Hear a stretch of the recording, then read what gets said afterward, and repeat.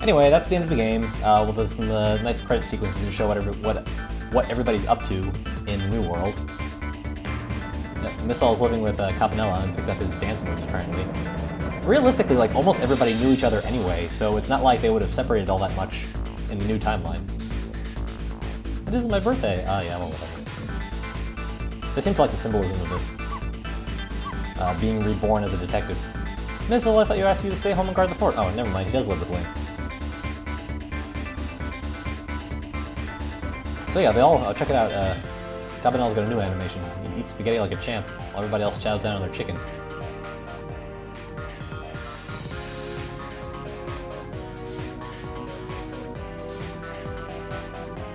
I'd like to sort of briefly mention the overall complexity of the writing of this game while we're here. So, it seems like it comes out of nowhere almost that, oh man, this guy's learning Cabanella's dance moves. Maybe that's how he moves up in the ranks. Now, there's a ridiculous amount of foreshadowing to the fact that Sissel's a cat. Having played through the game a second time now, it really almost sort of screams out the twist that's coming as you sort of move along in the game. Between the puzzles that involve messing around with mice, the fact that at some point Sissel claims that being able to see in the dark in the ghost world is like having a vision of a cat, the one throwaway line where Lynn says she likes to curl up in dark spaces, and Sissel says that sounds really familiar to him too. There are a number of lines that sort of point towards the eventual twist at the end of the game, beyond the fact that Sissel simply has a memory similar to Missile. Note that that's basically the reason why he doesn't know how to read, and he doesn't understand like very human, very complicated concepts like hostages, you know, or what a pistol is and things like that. Now check it out, she bugged them. There was a little glint on the chicken right where she put the ladybug in Chapter 8 when she was listening in on Beauty and Dandy. Oh, she eats chicken like Lynn does.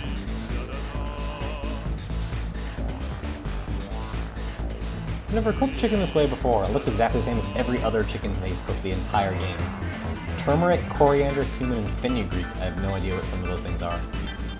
Curried chicken menu item. Oh, but our very best customer requested it. Now good luck with the taste testing. Uh-oh. It's gonna be brutal. Gee, I wonder who that new customer is. We haven't seen him in quite a while. I wonder how she wound up working here, anyway. I mean, she was a detective too, right? And there he is. His real clothes for once. Still just as creepy as when he was in jail.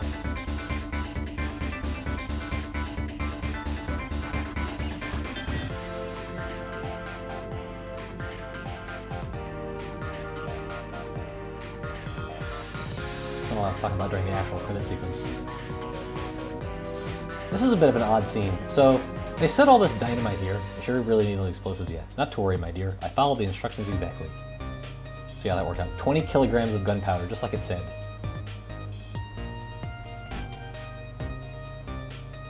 Takes her a while to notice the problem there. Wait a minute, 20 kilograms? I thought it was 20 grams. I don't really know where the safe is. Oh yeah, it's above the kitchen for some reason. And I think they actually die there. Like, I think they actually blew themselves up. And again, just like the first two Hitmen, when they died, it's not even given like a passing mention. Hopefully, no, you know, on the right side of that scene, the chicken fell again. Hopefully it didn't crush anybody like it did in Chapter 7.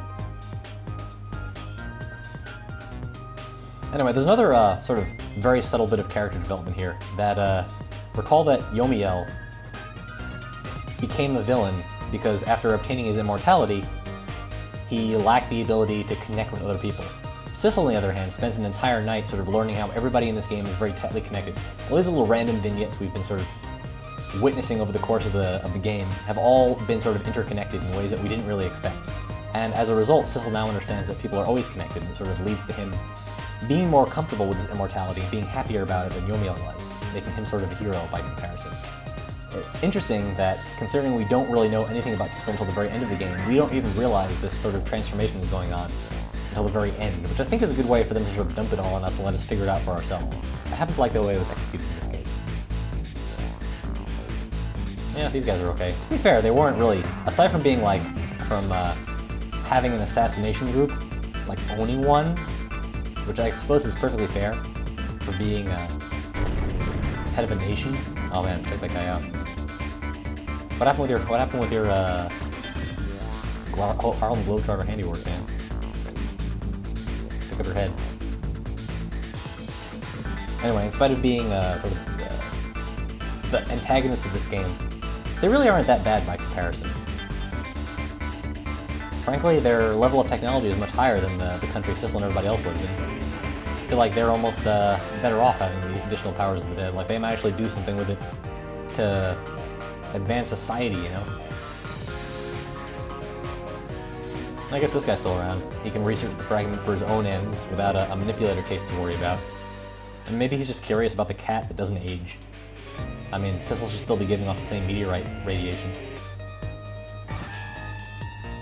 Yeah, this guy's still around.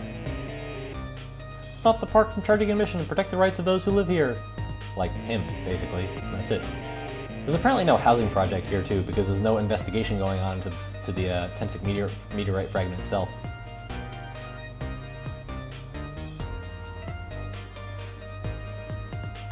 Oh yeah, and this guy's still dancing. I guess for some reason this exact same prison was still built even though there's no actual manipulator case. Today's the day, you know, he's finally getting out. Gee, I wonder who they're referring to. You know, everybody's starting to get real tired of seeing you do that. There's a sort of an aside segment that points out that he will just dance for no particular reason until the end of time if he really wanted to. Dance away the pain. Real, oh jeez.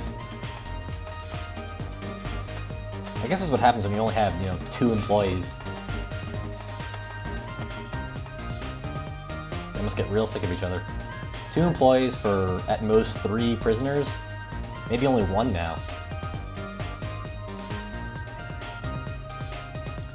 French editing, Italian editing, German editing. I don't actually know if these translations are in this copy of the game. I never really thought about it. I guess there was a language option at the beginning.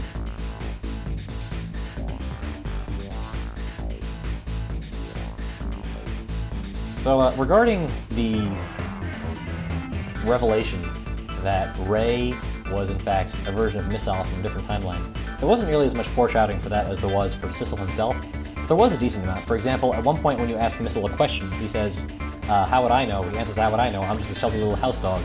Sort of mirrors Ray's line that says, how would I know? I'm just a desk lamp, anytime he wants to be really obtuse about something.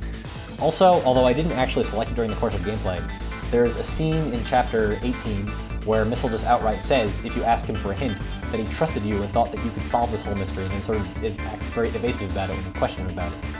Implies that he knew something about you before the game even started.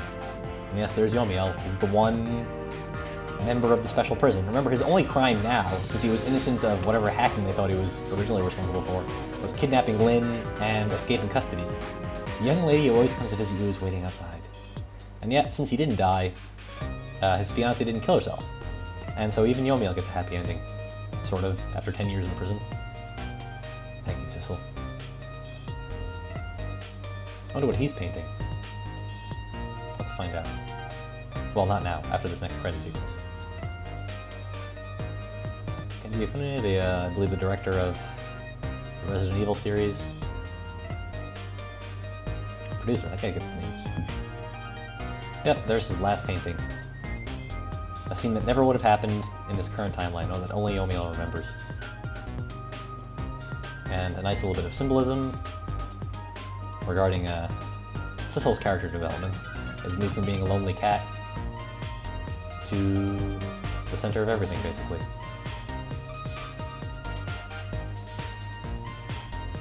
So that brings us to the end of Let's Play Ghost Trick. I hope you enjoyed it. I hope you enjoyed the game. I hope you enjoyed the writing. I hope you enjoyed the commentary.